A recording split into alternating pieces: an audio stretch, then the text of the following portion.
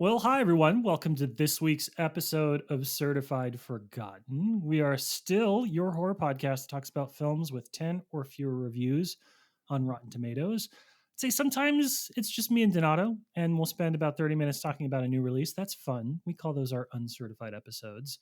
But the meat and potatoes of the podcast, what you've been listening to since, and somebody asked me about this the other day, so I had to go back since 2019 for 6 years. 6 years you've been listening to us talk about movies.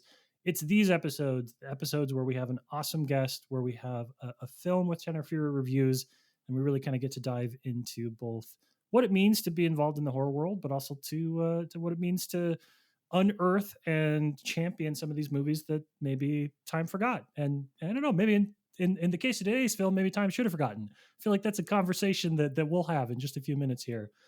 But as always, I got to introduce my co-host Matt Donato, who is coming off a wicked travel weekend and is bright-eyed and bushy-tailed for you at this podcast recording. I think I'm recovered. Yeah, I flew to Virginia all of Friday across the country. I went to a wedding Saturday, and then I flew home on Sunday. So I'm doing wonderfully. It was a lovely time. We support our friends. We do what we can for them, even if that is multiple flights, no direct, and no sleep. If your friends can fall in love and pursue careers a little bit more geographically centered, that would be a personal favor. Tell them it's a personal favor to me. No, see, I fucked up. It's all on me. I was the one that bailed on the East Coast. I was the one who went from New York and Jersey area to LA. So whether it's my family, whether it's my friends, I am the one who has to bear the brunt of it. So I knew I was getting into. And you know what? It was worth it, Monocle. I think. I don't know. Still weighing that option, but we'll get there in a future existential breakdown. Fair enough. Well, let's not talk about inconvenient East Coast friends when we could be talking about incredibly convenient West Coast friends. That's my smooth as shit segue for you to introduce today's awesome guest. Yeah, man. I mean, listen, you've heard this guest because we don't do video yet. So you've heard this guest on the podcast coming up on their third time. I'm just going to say it out loud. It's BJ Colangelo of This Ends At Prom and / Film Prominence. BJ, thank you for coming a third time. Hi. Thanks for having me back to talk about probably the worst movie that I've ever made the three of you watch, but one that I love so deeply. I'm very excited to get to that point. I have a million questions. But we're gonna put a pin in that for just a second here. We've talked a little bit in previous episodes. So Teenage Cocktail was the first episode that BJ guested on, and we talked a lot about your history and evolution as a horror fan and somebody as a filmmaker and becoming a writer and etc. We ranted a little bit about the industry when you came back on, and we're talking about The Devil's Hallelujah. And I think that I feel another industry rant coming on, because we were sort of chatting about this a bit ahead of time, and I have seen you talk about this on social media for a while. I feel like you are somebody who talks about those boundaries between what is a film critic, what is an influencer, and I think that you have a really good perspective, because I think you cast a wider net for film critics. I think you think more people are film critics than maybe a lot of us do, while still kind of respecting the approach that people take and the boundaries that they take. So let's start by saying you have been making people mad or happy, depending on where you fall on this week, because you brought up a really good point with regards to film premieres and film festivals. Yeah, so something happened this week where a premiere happened for a big release. I'm not going to say which one, but it was split. The critics and journalists who were invited were given a press screening at an AMC somewhere in Los Angeles. Let's hypothetically say the Grove or Century City, one of these movie Mm-hmm. theaters that is a movie theater. Like, there are other screenings happening at the theater. This is very common. We do this all the time. But there was also a premiere on the studio lot for the studio that produced this movie. And that had the red carpet and the celebrities, and the people who were invited to that screening were not press or critics or journalists. It was influencers. Some influencers who are movie influencers, and some influencers, the majority of such, who are just influencers, beauty influencers, fitness, dance, whatever, not necessarily people who are talking about movies. And it caused a little bit of a hubbub, because one of the influencers went public and was like, hey guys, studios need to stop inviting some of these people because they're not staying for the movie. They're showing up to do red carpet clips and pose and look pretty and nice, and then they're fucking off and they're leaving and they're not Mm. actually staying for the movie or to promote the movie, let alone have any sort of insight into talking about the movie. And I finally said, you know what? I've been thinking about this for a while. I'm going to say it. I'm going to say the quiet part out loud. The reason that this is happening, the reason that we are being split, is because when it comes to critics and journalists and people who write for a living, it's not part of our job requirement to be hot. We're not marketable to look at. And because we're not marketable to look at, and that's not to say there are not hot journalists and critics, there absolutely are. I am one of them. Thank you very Yeah, much. the three of us, I think, The fall three of outside. But us, continue. absolutely. But because it is not part of our job requirement to look hot, we're not as marketable in the eyes of the studios. So they don't want us on the red carpets because we are not aesthetically pleasing the way that an influencer would be. And the second I said that, a lot of people agreed with me, and a lot of people were not ready to hear that. Mm. Yeah, I mean, and like that is just, I think that's one part of a larger problem. I don't know if problem's the right word. Once again, I am exhausted just as a writing only critic who does some video reviews here and there, but it's still all largely tied to my writing. So, like, first of all, I am very impressed with you, BJ, because I know you have a strong TikTok presence and Mhm. you're able to build that in addition to being the person that everyone knows you are. Like, you are a great writer. You have such fantastic insights. You're a podcaster. You can do video. You can do all these things. So when you look at someone like yourself who is able to establish yourself as knowledgeable and intelligent and also hot, as you've already said, and also do that in a TikTok sense and like make that translate, like that's what I wish other people did, if that makes sense. But now we Mhm. are in this era where, you know, talking about splitting up press and influencers and doing all that stuff. And I just wonder, I wonder if there is actually return that can be tracked, like on studios. Like I remember Beetlejuice, and they spent so much money on influencers. Like I was on TikTok, and every TikToker that I watch for any kind of reason, there's a guy who literally just puts weird shit in liquor and leaves it for a week and then does a shot of it. He was at the premiere. Why? Mhm. That's he doesn't talk about movies Yeah. ever, but he's got one of those videos that says blatantly sponsored in the bottom left-hand corner, and it's him talking about Beetlejuice and why it's, you know, the best movie of the year and stuff like that. And I mean, it makes sense from a marketing standpoint. Like 1000% it makes sense for someone at WB or wherever to be like, well, we don't know if critics are going to like our movie, where we can spoon feed an influencer a script and they're going to say exactly what we want them to say, and they're going to tell their following whatever you want to say to do that. And I really do want to know at the end of the day what that's worth, because as you just said, BJ, like people are going to these screenings just taking their pictures, they're doing it for them so they look cool, and then they fuck off, and then they're not actually giving a shit about anything. But like, is the studio actually getting anything out of this? Like ticket sales? Like, what is 2 million views on a dumb dance move on a red carpet for Final Destination Bloodlines, let's say? Is that really translate to ticket sales? Like, I need to know this. It's one of the things that burns. Here's the thing that gets me is I don't think that there is anything that is translatable, because if that were true, Eli Roth's Thanksgiving would have been one of the highest grossing films of the year it came out, simply because Addison Rae, one of the most followed people on TikTok, was in that movie. But that's not what happened. So you can't show the data like correlating to that. But what you can show a marketing person is, look how many impressions this video got. So this many people have seen our movie, but it doesn't necessarily mean that people who watch that are going to then pay for it.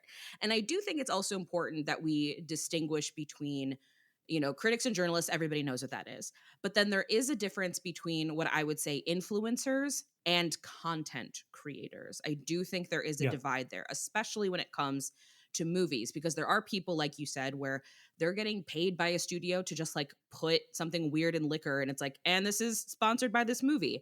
But then there are people like Megan Cruz, aka Jay Stubes, Kit Laser, aka Movies Are Therapy, or Emily, the movie Miha, who are, in my mind, they are film critics. They are people working in the film critic space. They're just, their medium is video, the same way that there are people who are like brilliant video essayists on YouTube that don't write, they make video essays. And those people, I have no problem. Invite them to every red carpet because I know they're going to make their TikTok video and it's not just going to be like, hey guys, you should really check out this movie. It's super awesome. Best of the year. Mhm. They'll actually tell you about the movie, why it works or why it doesn't work. It just happens to be short form video. That's their medium. I think that's totally cool. Those people, I would say, yeah, they probably do have an influence in ticket sales because people trust them for their movie opinions. As far as here's a dumbass little dance that is set to a movie, I don't think that's bringing anybody to see that. I don't think anybody saw a dance challenge and went, you know what? I'm opening up that AMC app right now. Right. And I think the marketer in me can kind of grotesquely understand from an agency standpoint the value that's there, right? Because not saying true value, but like the perception of value. Because if you're Totally. hiring somebody, if you're hiring a social media agency and you're like, go help promote our movies, things like impressions, things like audiences, those are concrete numbers that you can translate to ROI, right? Because like the value of what an impression is, what 1,000 impressions are, what 1,000,000 impressions are, what that would cost, kind of what the baseline cost of that is. And so if you can go say to somebody, look, you gave us $10,000 and we delivered $500,000 worth of views on the placements that we were able to get with influencers. Look at how much additional value, look at how much it was worth it for you to work with us. I say all of that, I don't believe that that's any true value. I think that is hollow bullshit. I think it is, I would be curious to know how many of these kind of agencies specialize in film or are interested in film as a medium and kind of understand what it takes to grow and cultivate an audience. But I know that the times that I've worked with agencies, and thankfully none of the ones that are my organization works with right now, there's a certain amount of like, look, you asked us for number and we gave you bigger number, and so clearly we're doing our job and you should sign up with us again next time. But to your point, does any of that translate to actual attendance? Does any of that translate to even like calculable things like audience scores or the CineScore coming out of the movie theater? Is there a correlation there that somebody in some basement of some studio has like built a little database and kind of has an algorithm that puts that together? Maybe, but I don't think that's the case with a lot of films, and I don't think that's the case with a lot of agencies. I think they're just playing a numbers game that says, you paid us for this and we gave you more, and so everybody go home happy at the end of the day, and we did our job. I would truly love to know a study based on like TikTok specifically users and how they engage with what they're seeing. Because I'm going to be 100% honest. When I am on TikTok, I am not there for anything meaningful. And I don't mean to be a dick when I say that, because I think there is a lot of meaningful content there. And I think creators are fantastic what they do. But for me, it's more passive entertainment. If I want to be engaged with something and actually like have something fed to me advertisement wise and stuff like that, like I'm going to go more on YouTube. I'm going to go more on a longer form platform, where TikTok for me is just scrolling through at night.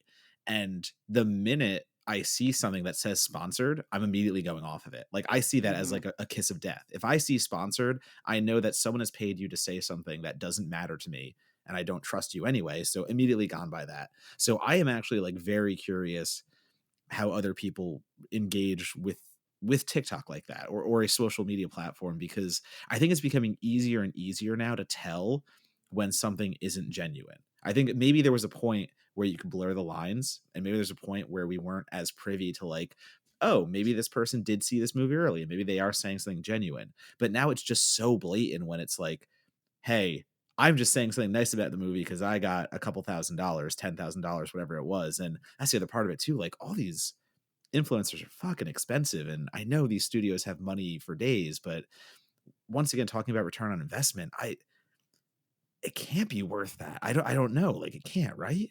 And I think there is a bit of a retaliation sort of happening from the audience standpoint. So I'll even use myself as an example. Obviously, I'm a critic. I cannot be paid for any of my reviews. I have had studios not realize that I'm a critic and just see like, oh wow, you have a pretty decent following. And the thing is, I have like 26,000, I think, on TikTok. That is like chump change on that app. Sure. Like unless you're crossing like at least 100,000, like no one gives a shit. But studios were like, oh wow, yeah, we'd love to, pay you for this. And I'm like, oh, you can't. Like I am legitimately like a Rotten Tomato certified critic. I cannot accept money for this. And they're like, oh, okay. And they'll back off. But what they can do is if I post a video organically, they can then ask after the fact, hey, can we share this? Can we use this as marketing? And in one instance, I won't say what movie it was for, I was like, yeah, sure. I don't care. You don't have to give me money for this. I just really love this movie. I want people to see it. So go ahead, use it. So the second they did that, the little sponsor bar popped up on my video. And so then suddenly I'm getting, hundreds of thousands of comments from people saying, well, this is sponsored, this is paid for, this is sponsored, this is paid for.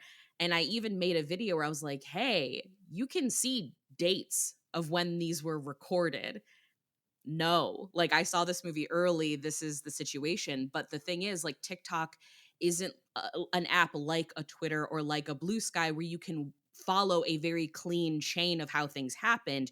You have to like go into one window, into another window, click through a comment, click through whatever, scroll down the feed. Like it's not a very intuitive app in that way to track things. Hmm.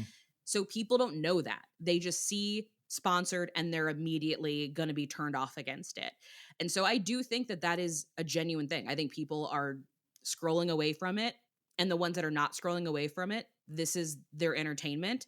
And I hate to say it, but I saw a lot of people. There is a new release horror movie at the time of us recording it that has unfortunately already made it to like pirating sites. And they're just openly talking about how they're pirating this movie. They're not going to the fucking theater. They're watching it in 10-minute increments on TikTok. Yeah. I am one of the 26,000. I follow you on TikTok, BJ, and I love your TikTok account, but I feel like I feel like one of the unfortunate things for you is that at this point, 50% of your TikToks are just like you pinching the bridge of your nose and going, okay, listen, kids, this is how this works.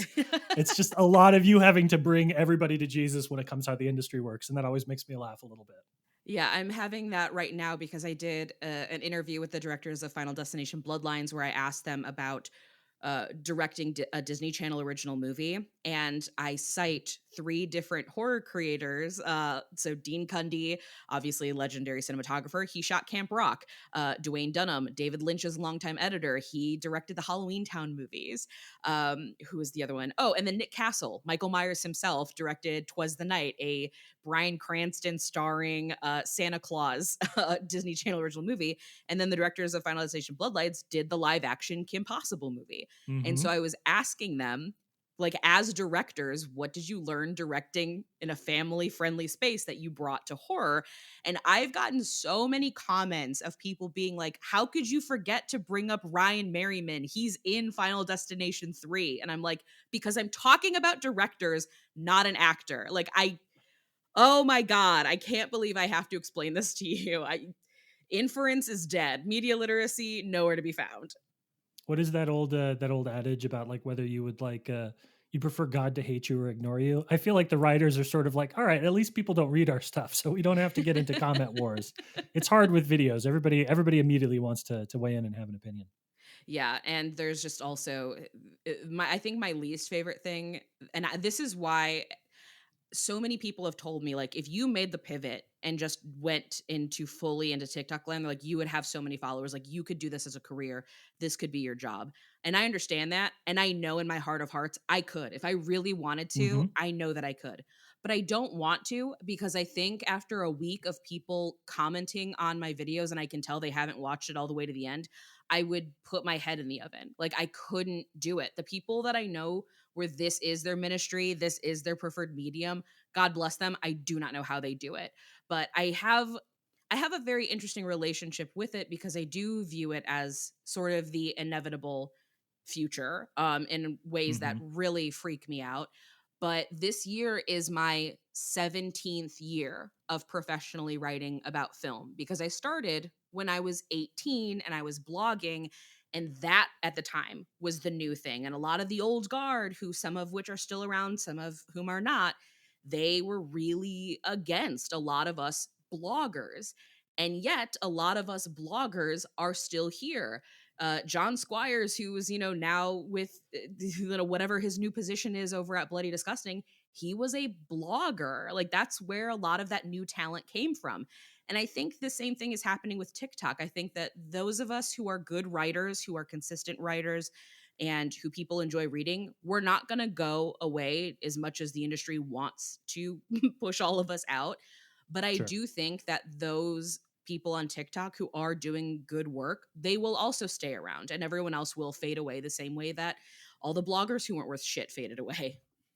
I mean, yeah, that's every industry. Like, if you're quality, you can rise above the noise.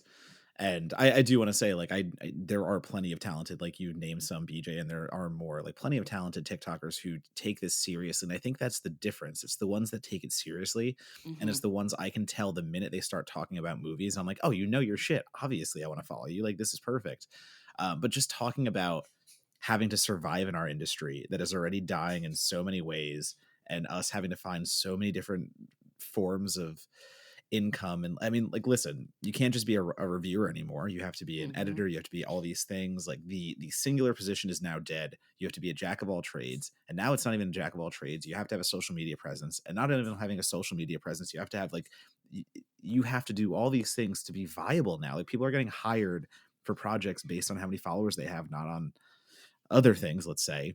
But man, I'm going to tell this anecdote very quickly, because it's just one more thing that we have to fight against. And I think it is the industry working against us. I was at Sundance this year. This is dead ass a true story. I went for lunch at this little cafe near where my Airbnb was, and it was me and one other person at the bar. And, like, this person elected to attend a Zoom meeting for their company, let's say, at the bar. And I was sitting very close. I was not eavesdropping. I heard everything because they were just talking next to me. Hmm. And let's just say there was a movie at Sundance this year that did not do well critically, and lots of critics wrote negatively about it. So this entire meeting was to talk about the new strategy moving forward, because they didn't want critics seeing it anymore. So basically, they knew it didn't do well with critics at Sundance. So now they pivoted to influencers.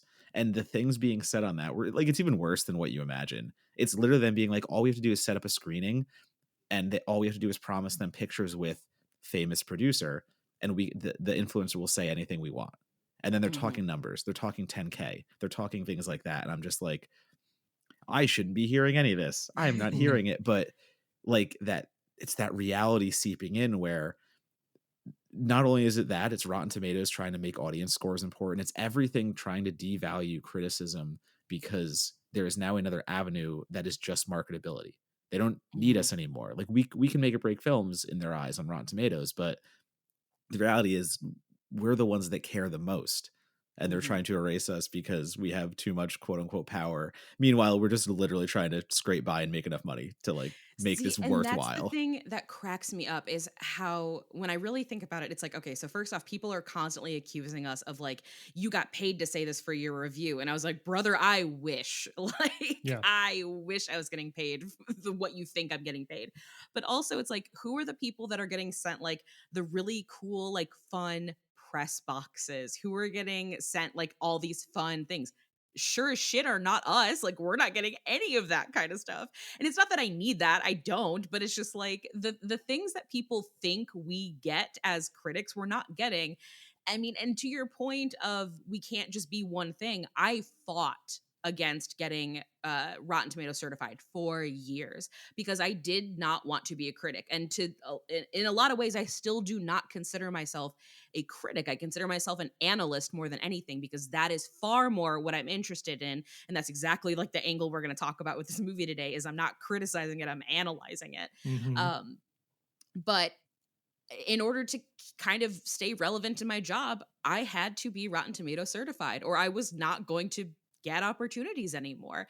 And it is alarming how many more opportunities I've gotten now that my TikTok is like a tiny bit more popular than what it was. It's very alarming, and it's a very concerning thing for me because I want both of these worlds to be able to exist, because TikTok is a very imperfect platform for a number of reasons. Obviously, like the limitations of time, the fact that nuance is absolutely dead.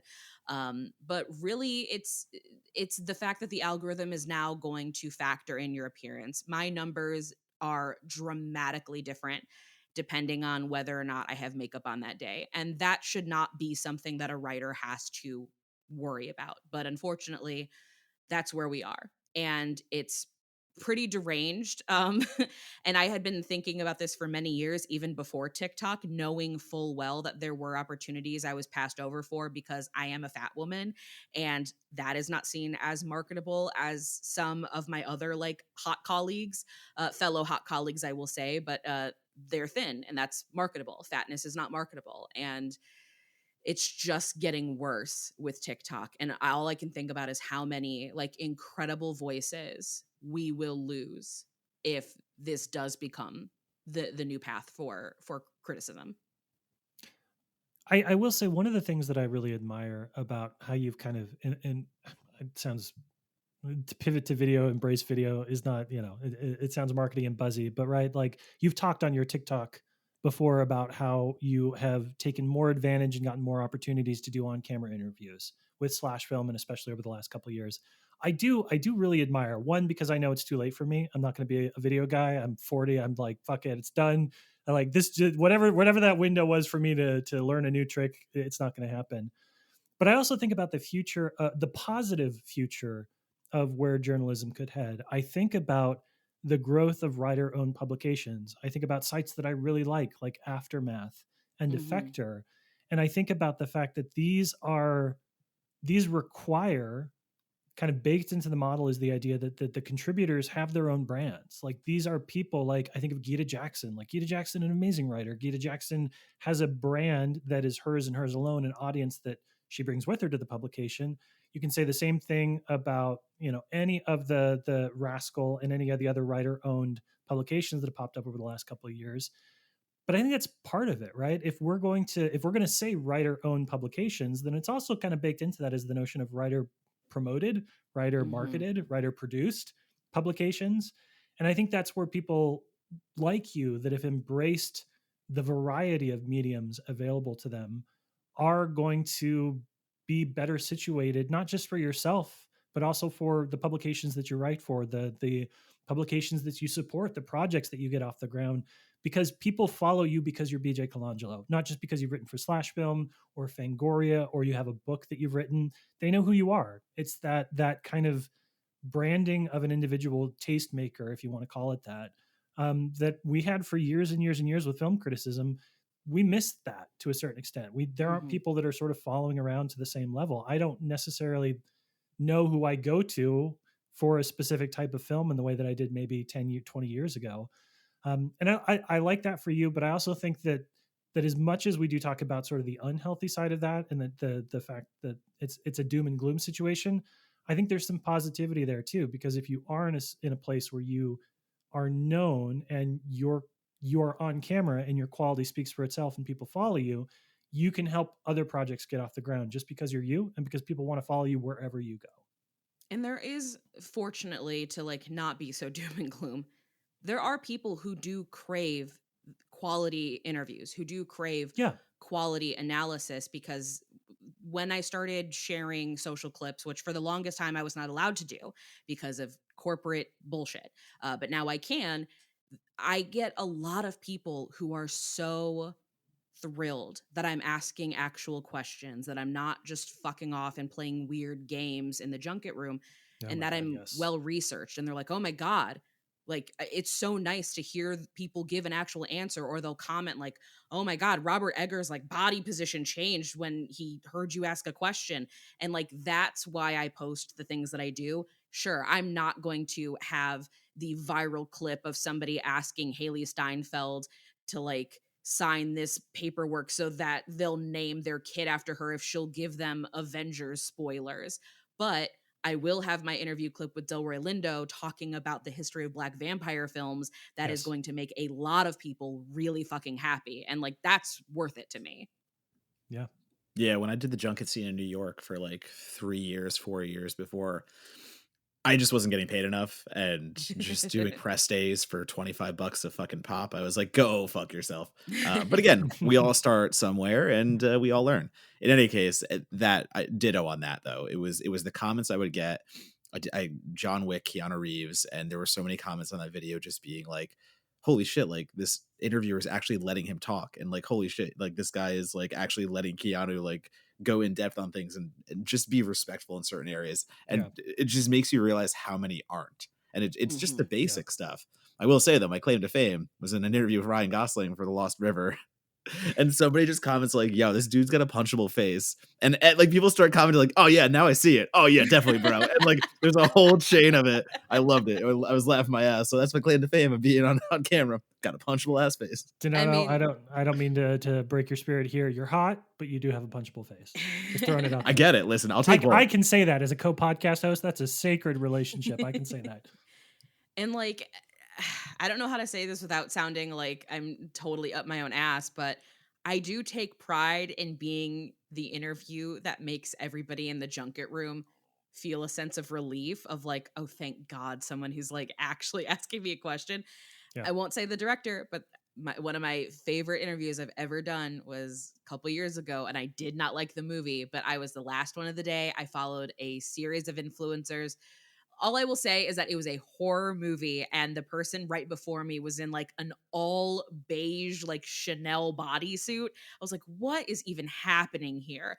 And when I walked in, this director looked like their soul had left their body. And I sat down, asked a genuine question, and it completely changed everything. We leave the interview, we're sharing an elevator on the way down, and this director's like, hey, I really got to say thank you for that. Like, thank you. I really needed that at the end of my day. And I'm like, you know what? You're welcome. If I can do that, then my job is done. Yeah, I love that. Unfortunately, as an Austin-based film critic, for many years, I would go into an interview and see the late great Scott Wampler walking out, and I'd be like, "Well, it doesn't matter what I did. Well, fuck me, I guess. Yeah, nobody's gonna read this. Like, yeah, fuck me, I guess. Why would anybody read mine when you could read that one instead?" R.I.P. King. All right, we could talk about this for a long time, and I actually have an anecdote. Maybe I'll share off camera that the two of you might find horrifying and funny, but you brought us a film, BJ. I want to make sure that we have some time to talk about it. So we're going to take a quick break. And when we get back, we're going to talk about Monster Man by Michael Davis.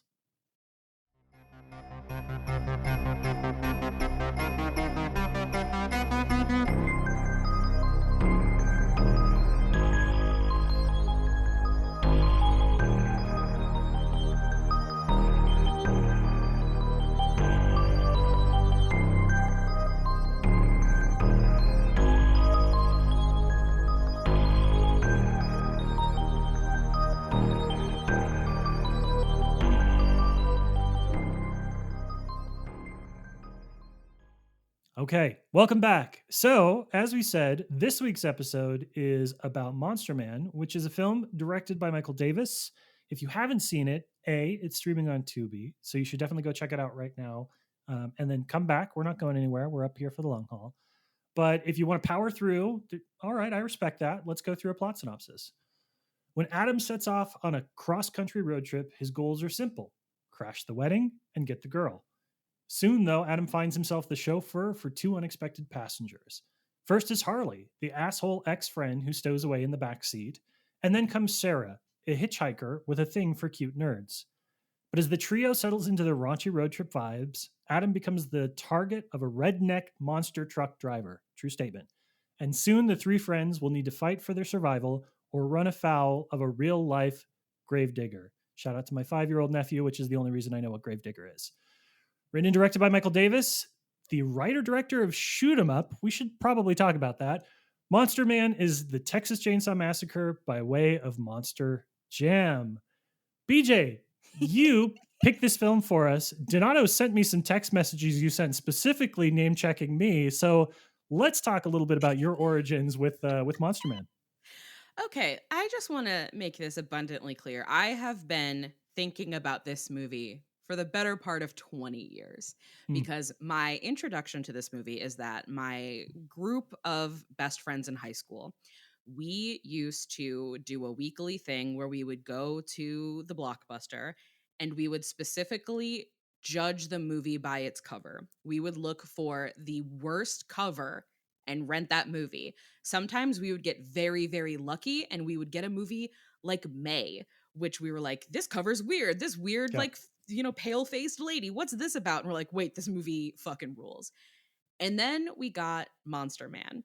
And the first time we watched it, we were like, this is the worst piece of shit we've ever seen. This movie is terrible. And then it became a running gag where people would constantly like bring Monster Man. We like people, one of our friends bought us all copies of it on DVD for Christmas one year just as like a troll gift. And we started watching it more and more. And the more I watch this movie and the more I make other people watch this movie, the more my this movie sucks has turned into I think I love this movie. Not because I think that it is good, not because I think that it is like brilliant writing or great special effects or anything of that sort, but because of what this movie represents in terms of 2003, I am utterly obsessed with it. And just for those following at home, the poster for Monster Man looks like if you took the poster for Castle Freak and put a monster truck instead of a castle kind of in the background. So that's Yes. there's your framing device there. And the monster truck is also not good. Like, I should clarify that. It doesn't look like a cool monster truck that you would see at Monster Jam. It looks like a giant, like, metal thing on wheels.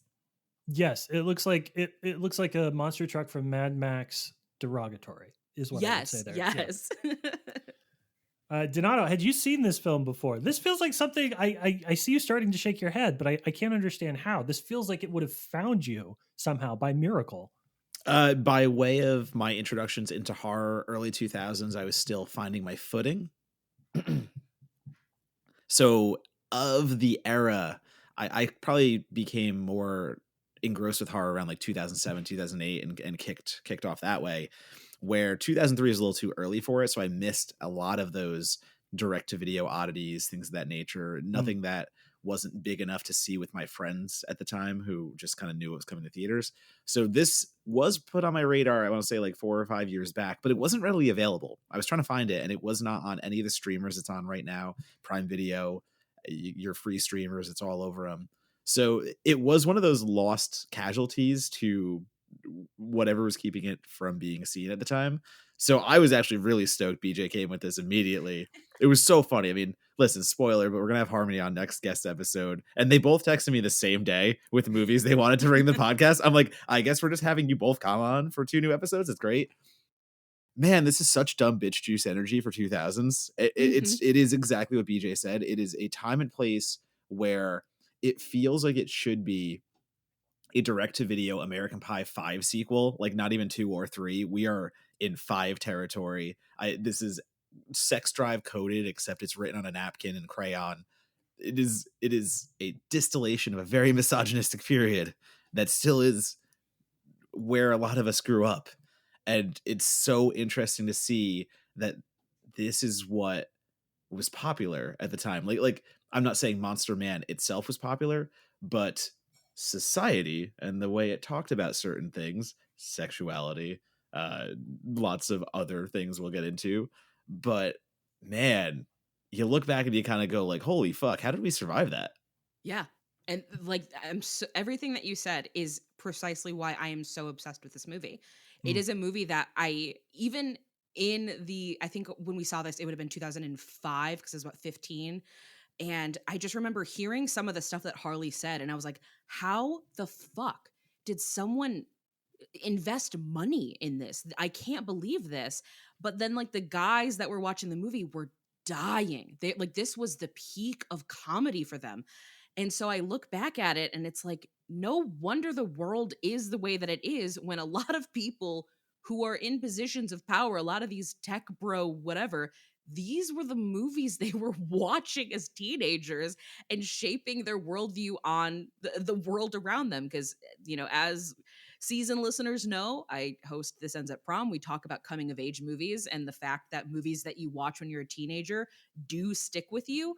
So if this is the type of movie that people were like dying laughing about, Okay, let's talk about it. I mean, I just love the idea that the premise is two just utter chuckle fucks. One, the uber nerd covered in Velcro, and the other, the once again, just blatantly and grossly misogynistic horn dog. Just think they're gonna show up at a wedding and tell the bride that they are in love with her and she's gonna pick between them. Like, that is the crux of this movie. They are driving on this road because they think they're gonna interrupt a wedding and she's just gonna choose between the three of them. So that alone is just so insane to Yeah. me. Like, these guys just think they're entitled to be like, yeah, no, obviously, like, we're just gonna interrupt this wedding and like we both had crushes on her, like whatever. And just that informing everything else from there. It's insane. Yeah, it probably says a lot about my friends that at that particular age, because I was born in '84, so 2003, I would have been in my early 20s.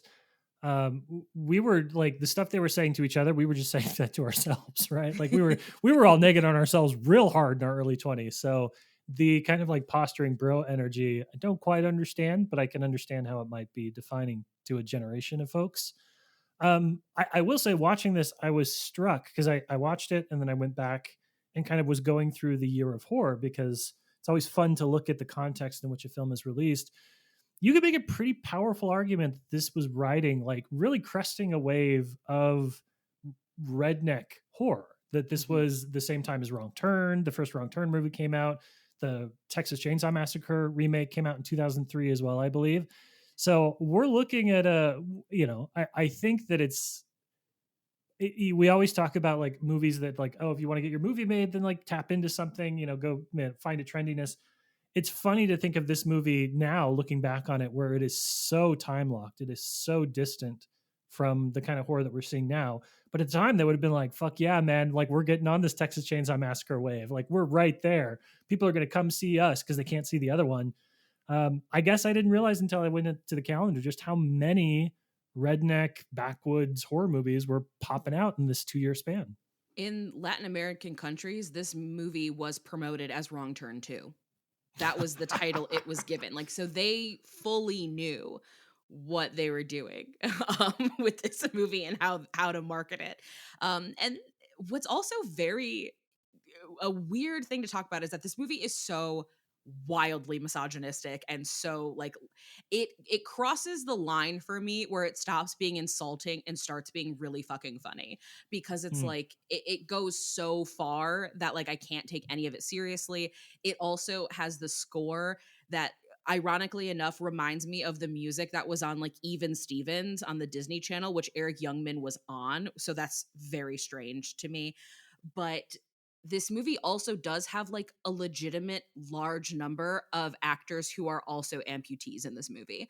And so that it's weirdly doing like kind of pro disability Yeah. representation in this like absolute shitstorm of a movie. And so it again, it just makes it so fascinating to talk about and to look at as sort of this relic that is 100% frozen in time. This is one of those movies that is so painfully honest about its time period that I know everyone involved with it probably looks back and goes, "Oh my god, like I cannot believe this." But for those of us who were there, yeah, this is kind of how everybody talked in a lot of weird ways. Like, I think I described this to Amelia. I was like, yeah, this is kind of like forum bros, like distilled. This is how people in internet forums with the false sense of anonymity would talk to people and talk about people. And they're just saying it out loud in this movie. Yeah, I mean, the character of Harley, who every line is about sex and pubic hair, and he's trying to molest girls when they're sleeping, and it's all haha funny funny.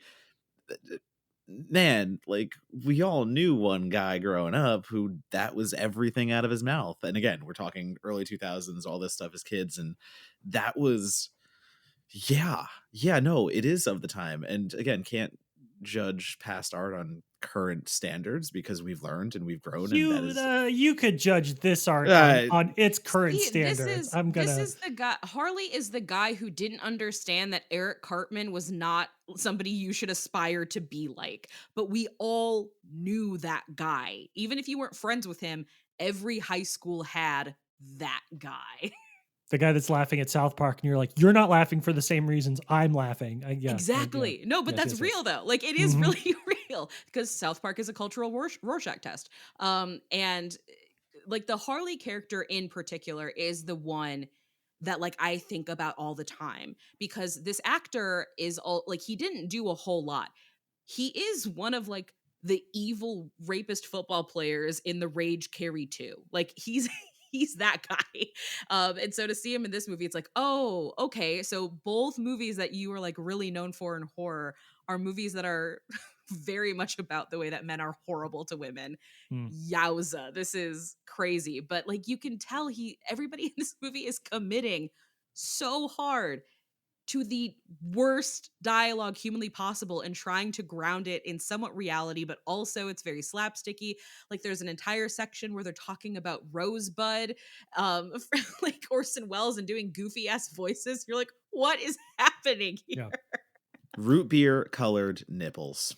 Yeah. To match your root beer colored eyes. Yeah, that's right. Donata, earlier you were about to say something because we were talking about the historical context in a film. We made some appropriate commentary about how this film maybe doesn't deserve that much credence on that. But continuing your thought, please.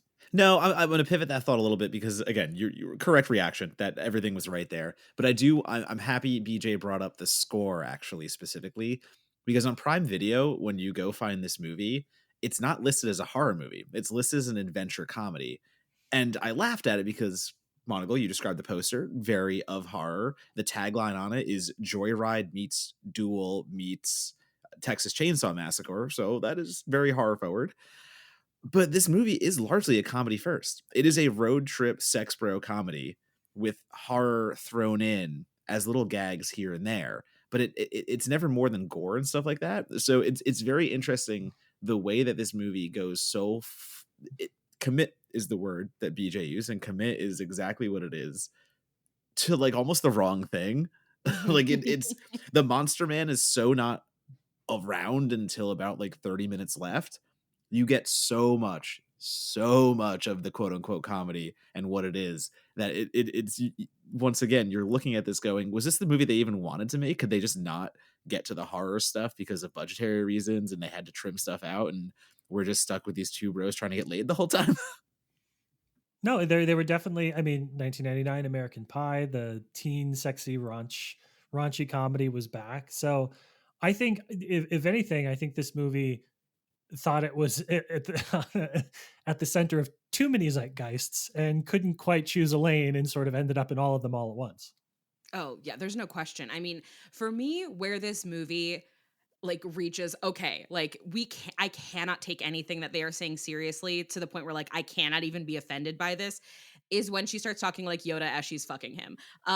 Because I remember it happening and seeing it for the first time and being like I I know I did a lot of drugs as a high schooler, but like there's no way I'm imagining this. Like this is Yeah. happening, right? Like they did multiple takes and multiple camera angles and a lot of shots of this girl humping a man while talking like Yoda.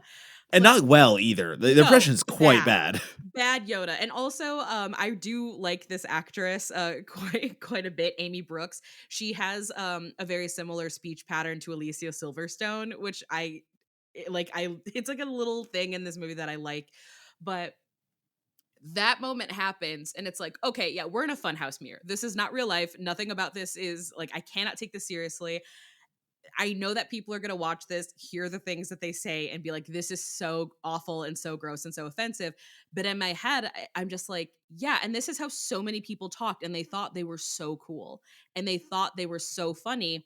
And because this movie does present them as such corny losers, it makes me very endeared to this movie because it's like, yes, this movie is honest to a fault about how shitty this sort of behavior it is, but it doesn't make them heroes. It's like, no, these people fucking suck. Like they Yeah. suck. And it's okay for you to think that they suck. And not a lot of movies were doing that because I think about the sex comedies of the early 2000s and they want you to root for these characters. I don't think this movie is ever rooting for these characters, even in like the big climax when they're trying to escape and he is pouring way more blood out of his nose than what is humanly possible. He should be passed out. Even then, it's not about like rooting for him to survive. It's about like, we have to end this. Going back and watching movies in the 2000s is always so interesting because we did an episode on Drive Thru, the fast food chain Yes. slasher with Julianne Stipidus, and it was some of the same conversation because that was 2007 even, so that's plenty of time passing between, but we were still in that era where all these characters are, you know, they're using language we don't use anymore. They're just doing with all the horniness that is very aggressive and misogynistic that is phased out somewhat from society. But the time capsule itself is so hard to let go of at times. I think like living through it, like there's like PTSD portions of it going like, God, like how bad was I in that time? Like you think back to being like, you know, I said, I know what my friends were saying, I know what we were saying. And like, there's that level of PTSD, but there is also the comical factor. And I think that does help to shine a light on, number one, how far we've come, but number two, like why it was good we got away from it. And I think Monster Man showing so blatantly the exaggeration of it all. I've now come around on that part of it just from you talking about that, PJ. And what I think is the funniest part about all of it is that like the stuff Harley says is crazy. Like his entire monologue about like, you know, if she's got her pubic hair and like a little caterpillar, a little butterfly, she's ready to go. And it's like, what the fuck is this? But they will not call each other a pussy. They call each other wussies. And I'm like, what are we doing here? Like you can say all of this out of pocket shit, but you're too chicken shit to say pussy. Okay. I want to ask about because you talked a little bit about watching the film and over the years it becoming a film that you genuinely like, not just like ironically or whatever like. And I feel like, again, we were talking about the nuance between content creators and influencers. There's a nuance between a lot of people being like, oh, so bad it's good, which I don't think are something that any of us are particularly drawn towards, the like so bad it's good mentality. There is something about like, it's not great, but it's great for me. Mm-hmm. What does it take for a film to kind of reach this Monster Man level with you, BJ? Like what is it about a film? How much do you have to watch it? What kind of context or distance do you need where something goes from being something that you're like, to being something you genuinely like? Because so bad it's good is looking down on a movie, and you're not looking down on Monster Man. No, not at all. I also do not believe in guilty pleasures. I feel no guilt about anything I find pleasure in this world. But when it comes to a movie like Monster Man, this is honestly something that Harmony said once where I was like, I'm taking this forever, is that so many of us want to use the word but when we should be using the word and. So instead of saying, you know, oh, I know Monster Man is really problematic, it's really misogynistic, it's really bad, but you know, it's funny, it's funny, it's fun to talk about. It's not a but, it's an and. It is problematic, it is misogynistic, it is schlocky and goofy and silly and all these things, and it is really interesting to talk about. And so once I kind of freed myself from that binary way of like, we have to treat art like it's a zero sum game, and instead just embrace the fact that sometimes things can be terrible and wonderful, it has opened a world for me. And there are so many movies where once I can find that balance for myself of finding where my and is, the sky's the limit. There are some movies that I never find the and. Like Darren Aronofsky's The Whale, there's no and. That movie is bad. It is problematic and it's bad, and I don't like it. But like a movie like Monster Man, it's like it's problematic and there's something interesting to talk about there. And so that's where it it elevates itself for me. Yeah, and I like the notion of I think 2003 is a weird amount of distance from a movie too. Where if this movie was if this exact same movie set and shot and released on home video like Monster Man was, and it had a date on it of 1988, no question, we'd have no problems with it. We'd be like, it would have a Vinegar Syndrome release that cost $70. Like this, it would be a whole thing for this film, right? But 2003 feels, it's like, oh, well, it's kind of recent. Like it should know better. It's problematic, etc. And I do feel like time is the great equalizer for a lot of this too, because in 20 years, the next generation of TikTok creators and influencers, not film critics, will be dead by then, but TikTok creators, when they're making videos about Monster Man, is it going to feel as timely? Is it going to feel as problematic, or is it just going to be another artifact of 30, 40 years ago? I don't know. I kind of feel like this is the sort of thing where everything feels too close to home for us in the era that we grew up in. And the next generation is going to look at it with totally fresh eyes. Maybe they'll hate it, maybe they'll love it, but it's not going to have the sense of like, because I think your point is correct, Donna, where you're like, oh, I grew up around those kind of people. That's a lens through which you can't help but view the movie. And when that's not the lens you grew up with, maybe you'll approach it a little bit more on its own terms and give it some of those ands that you were talking about, BJ. I was just going to say, I mean, I think the conversation goes both ways because it is an artifact of the time. And I think we're the ones keeping the context alive because we, having grown up around it, like we all said, we're the ones going, no, like you had to be there, but I'll explain to all y'all why this isn't. It is what it is, but also it's not what it is. It's just a byproduct of the times. You have to understand that once we stop talking about that and the next generation comes on and they just see it as what it is, I think that's when a lot of art is going to get fucking jackhammered and just be like, this is garbage. Oh my God. Like, why would anyone like this? And it's because they have no reference. Like they have no point in time to have lived through anything. And I think it could be a fun discussion point for film historians. I don't think everyone's going to be in a film studies class talking about Monster Man, but those are the kind of people that can go, hey, okay, let's see when it was made in the era. The general person just throwing it on fucking 20 years from now who has no context for what the early 2000s were like, no, it's going to be a what the fuck. They're going to fire up their Matt Donato chatbots and be like, recommend me a movie. And they're going to be like, have you seen the 2003 Texas Chainsaw Monster Truck movie, Monster Man? So, you know, your legacy will be kept alive, Donato. Yeah, and I think the magic number, honestly, is 25. I think 25 years is when people do start reassessing a lot of these sorts of movies because we're starting to see it with a movie like The Rage Carrie 2 comes out in 1999 and people were so cruel to that movie. They hated that movie. A lot of people consider it to be like a flaming piece of garbage, and then they watch it now 25 years removed and it's like, "Oh my God, this movie was really saying something about toxic masculinity before we even had a phrase for it."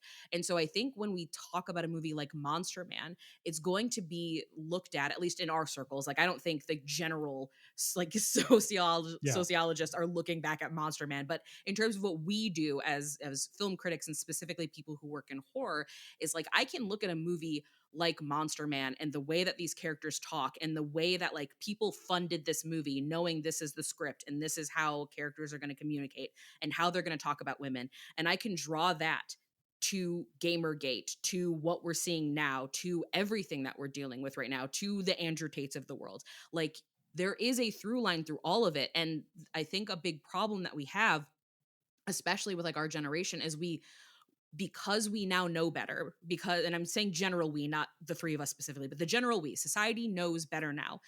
A lot of people don't want to be honest about what that time period was like, what people were living through.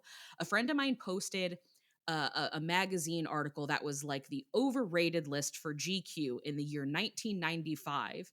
And one of the things on that list was like gay stand-up comedy. And I was like, in 1995, we're less than 10 years removed from AIDS and Ellen hasn't come out yet. What are you talking about? Gay stand-up comedy is overrated. And something else on that list, Demi Moore's body. And it's just like, yeah, and we can look back at it now, post the substance, and be like, Demi Moore should be allowed to kill people. Like, we should let her do whatever she wants forever, because we like to forget, we like to memory hole how bad times were. And I think that's something that I think about constantly right now, is how people want to memory hole the 2000s, especially now that like Gen Z is getting into like Y2K fashion and all of these bands that we liked and all these emo bands. And it's like, hell yeah, scene is coming back. Are we going to talk about the number of musicians who went after 14-year-olds? Or are we just going to like ignore that part of it because haha, nostalgia? It's like, no, we have to acknowledge what the fuck was going on in this time period. And I like having Monster Man as an example to go, no, it was this bad. Like, here are the seeds that are now, here are the seeds of the fruit that is being born of these horrible, horrible trees. And you know what? If I can find a way to laugh at it, it makes it hurt a little less. Yeah, I mean, we're of an age where we were reading sites like Ain't It Cool and Joe Blow, and they had Hottie of the Week and all these things. And as a young writer, I go look back at my not even published early writings, and I'm like, God, the writers I was trying to be like at the time and who I never turned out like, thankfully. Mhm. Fuck, I'm glad those reviews didn't reach the site today.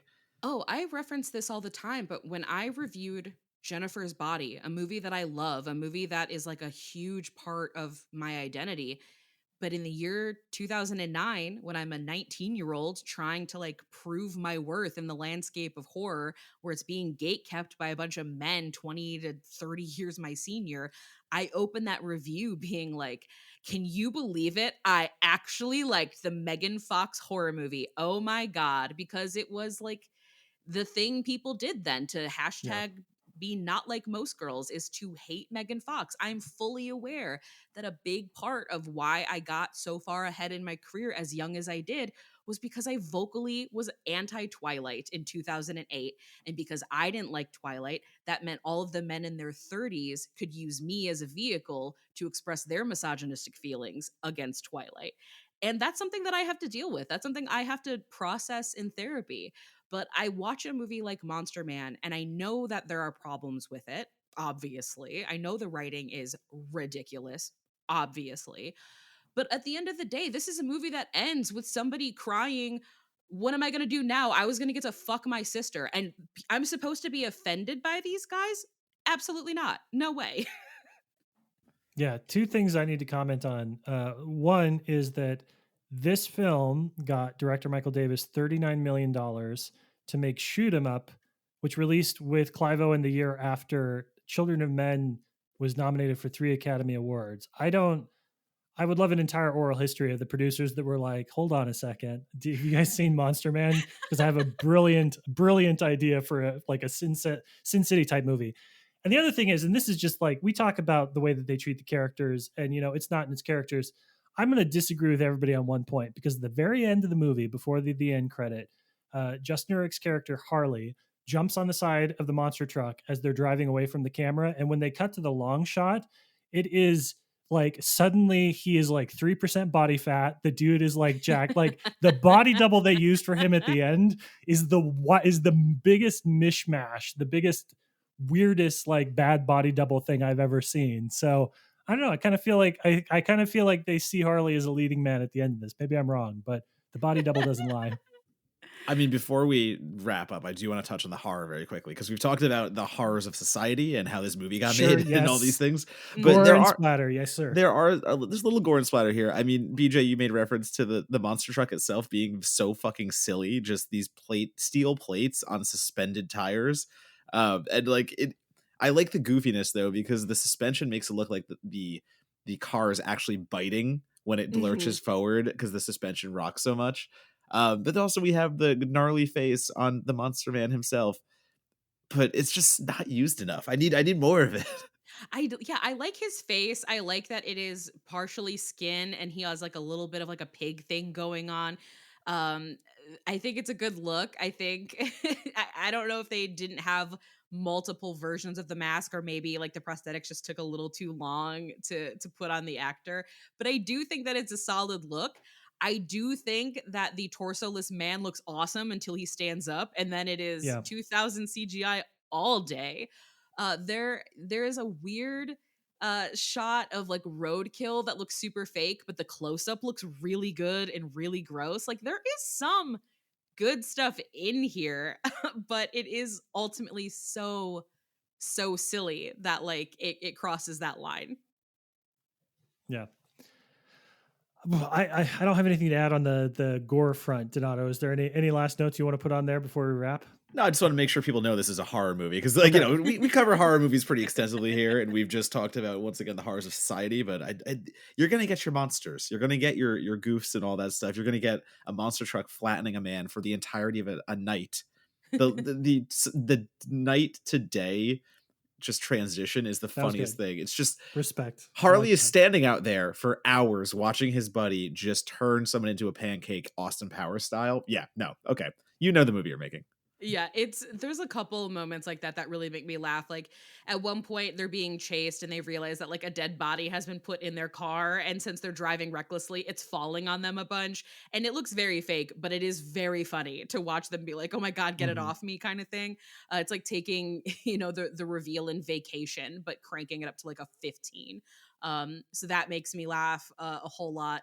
I do genuinely kind of get a little nauseated when they have chili and they're like, I think you ate somebody.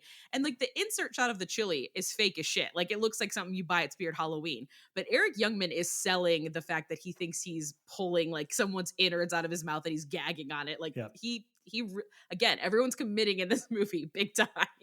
Yeah, unfortunately Donato has the same complaint for Monster Man that he did for Sinners, which is too much of the gore happens too late. I think it's same review, same star rating for both of those movies. Am I right, Donato? Fuck, you nailed me, man. Yeah. You just roasted me. Read you for filth. I'm sorry.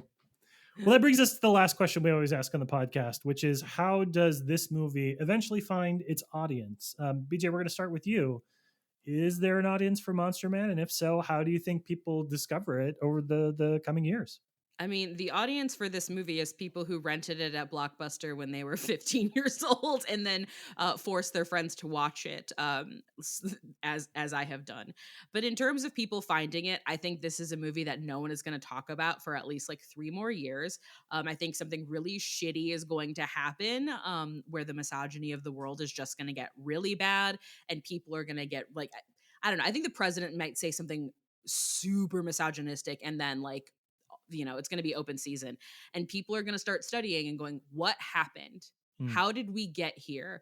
Why are people so comfortable with this? And they're going to creep back and they're going to look through the movies like they always do, and someone's going to find this and go, there it is. That's the honest one, because this isn't a studio made movie the way like American Pie or something is, where there are people who were like, all right, chill out, we can't go that far. Not this. This is an independent horror movie. You can go as far as you fucking want. Yeah, this is the Rosetta Stone of the early 2000s, unfortunately. Just waiting to be rediscovered. Truly. Donato. I mean, we're at the point where it has hit streamers and it's readily available. I mean, people were commenting on my Blue Sky alone, being like, "Oh, it's on Tubi." So all you gotta do is talk about it, put the poster out there, and I think that is going to draw enough attention to it. But I kind of do agree with BJ. This is going to be an easy target for a lot of people to use as an excuse. But at the same time, some psycho like Henderson could put out a special edition of it, and we could all do a commentary on it. So, like, I mean, both could happen. I'm being very realistic right now. Do you ever feel like our podcast is just like audition reels for folks doing commentary tracks on like the next generation of? Sometimes I feel that way. Sometimes I feel all we're doing is basically giving people their blurbs to be able to use. I mean, listen, I looked at Letterboxd and fucking Henderson gave this a 4 out of 5 stars, and he means it. So I mean, it's I'm gonna text him after this to see who's got the rights. See, and I can't remember this. I would have to like unearth this. I'm like 99.99% sure that Henderson and I have talked about this movie before, but it probably was in like 2010, I think, is when we probably would have talked about this movie. As for me, I will say, listen, I'm not here to yuck anybody's yum. So I definitely don't want you to take my personal opinion of the film as an indicator of whether or not you'll like it. Here is what I will say. I'm going to bring this movie up a lot because in the last 24 hours, I watched Monster Man on my laptop and I watched the extended cut of Kingdom of Heaven on the big screen. And that is my spectrum. That is now the spectrum of movies. On one end of the spectrum, it's Monster Man on a laptop, and on the other end, it's Ridley Scott in 35 millimeters. So, yeah, so I feel good about that. It's nice to lock those two things in, I think. All right, that is our podcast episode. Thank you so much for joining us. Thank you, BJ, for coming back for a third time. We are so excited to have you on the podcast again. Spoiler alert, probably won't be the last time. I feel like you and Harmony in particular are kind of in like a neck and neck thing. And we got to make sure that if we bring one of you on, we bring the other one on too. But this is the time on the podcast where we ask you to promote yourself. If folks want to hear more, if they want to follow you on TikTok, we talked a lot about TikTok today, on Blue Sky, on any of the platforms that you're frequenting, where should folks go? I am on all forms of social media at BJ Colangelo, same handle across the board. Harmony and I's podcast, This Ends At Prom, is everywhere that you get your podcasts. We, in the month of May, we just finished our May musical month. We're going into June. We have some really great guests lined up. It's very, very fun time in the teen movie world. But if you're interested in these sorts of weird reassessments, there's plenty of that over there. I sometimes I worry for your sake. I'm like, there can't be that many, but there's that many teen movies. You guys will never, Mhm. ever run out of stuff. So I love that. Donato, for folks following you, your film criticism, your podcast appearances on this podcast or others, where should folks go online? You can follow me at Donato Bomb, DONATOBOMB, and that's going to be the Blue Sky, Letterboxd, and the Instagram most prominently. I've got some reviews coming out as always. I feel like that's just boilerplate at this time. I'm a film critic. I'm always going to be writing reviews. I just posted my body horror list that is officially live, so you can go yell at me and tell me what I missed. And yes, listen to my podcast, Certified Forgotten. We listen to, oh no, wait, that's this one. Okay. Donato, because we were talking about the finances of film criticism, when you break it out per hour based on the number of movies you watch for that list, what was your per hour rate?